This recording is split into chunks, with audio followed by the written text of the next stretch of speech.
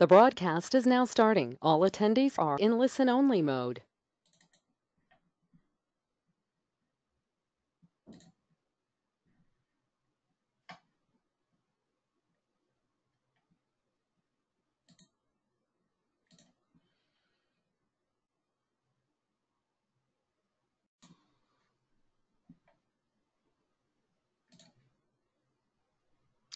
Hi, welcome to Self-Care During Career Transition.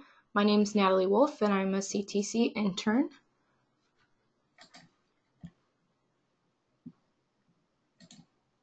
So before we got started today, I wanted to talk about what stress can do to the body. I'm in no way a doctor, but this is the research that I found on the American Psychological Association website. So one thing that I want to talk about is it can cause your muscles to tense up. So for those of you who have tension headaches or migraines, that could be due to chronic stress. It can also make you breathe harder. It can cause rapid breathing or possibly even bring on panic attacks. And one thing they really want to highlight is that it can cause the fight, flight, or freeze response in your brain. It can contribute to long-term problems with your heart and blood vessels and an increased risk for hypertension, heart attacks, or strokes.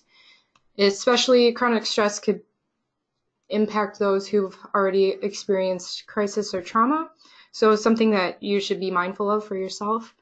And it can cause you to eat more or less than you usually do, and that could also cause heartburn, acid reflux, or ulcers. And not only does it cause stress to the body and what all these things can happen, but it also affects us psychologically and mentally and emotionally. So upon doing research about self-care, and I came across a lot of different definitions, but this is kind of one that I settled on.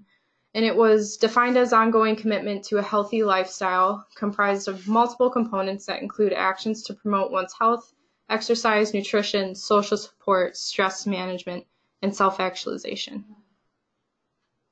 So the goal of self-care is really to be happy and healthy. There's no right way to practice self-care, and the meaning of self-care is really up to you. The objective of this is to find these things that make you happy and feel healthy and work them into your life.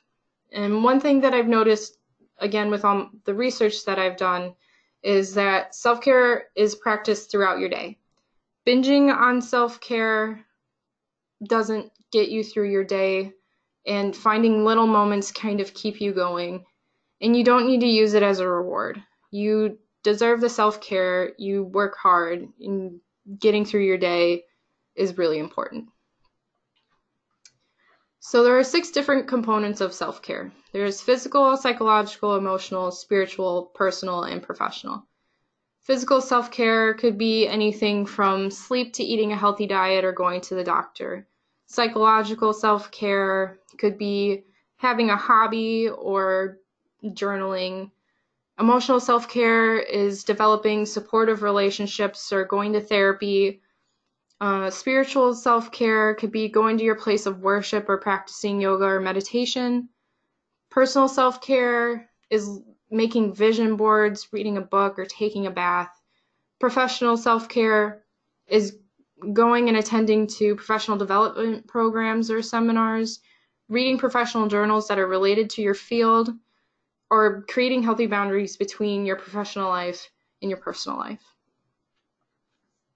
So all these components of self-care I put together from Olga Phoenix. Olga Phoenix created the self-care wheel after experiencing vicarious trauma from working with patients. So originally it was for clinicians working in the psychology field, but now it's really relatable to an everyday person. These are different things she put on here that we could all do every day to take care of ourselves. So all these components of self-care kind of come together for a holistic approach to self-care.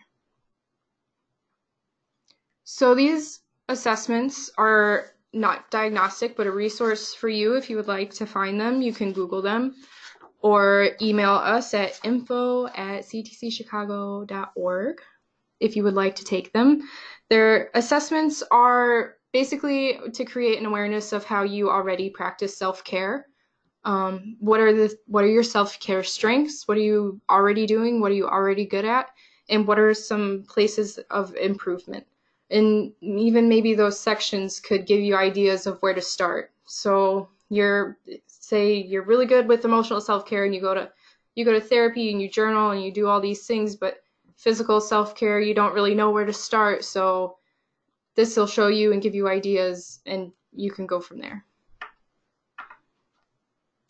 So after you take those assessments, you know, some things that you could think about again are, what are your strengths and what are current practices that you want to keep or other things that you want to improve.